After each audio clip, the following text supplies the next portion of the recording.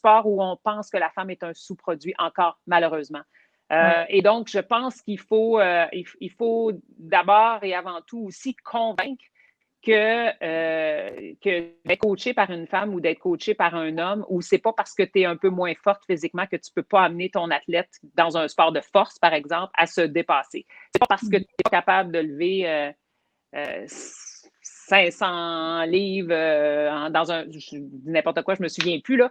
Donc, c'est pas parce que tu n'es pas capable de lever la charge X que tu n'es pas capable d'enseigner à quelqu'un à lever la charge X. Et on a encore un petit peu des préjugés qui ressemblent à ça. C'est pas parce que, bon, tantôt, on entendait une coach en basketball puis une athlète en hockey, ben c'est pas parce que si tu patines un peu moins vite au hockey puis que ton lancer va être un peu moins puissant que celle de l'homme que tu n'es pas capable d'enseigner à l'homme de lancer avec plus de puissance.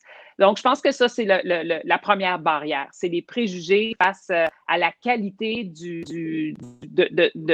de toi comme athlète versus toi comme coach et des individus féminines de pouvoir accéder à des jobs de coach avec des gars. Parce qu'on ne se cachera pas, il y a beaucoup de sports où il y a encore, si tu compares, il y a combien de filles qui jouent au hockey versus il y a combien de gars qui jouent au hockey, bien, si tu veux devenir un coach, tu as bien plus de chances de coacher des petits gars que de coacher des petites filles parce qu'il y en a, je ne sais pas combien de fois plus, mais tu peux le multiplier énormément. Même chose au soccer. Il y a combien de petits joueurs de soccer à travers le pays? Il y a encore moins de filles. Donc, si tu veux devenir un coach, ben, il va falloir, idéalement, tu devrais pouvoir coacher des petits gars.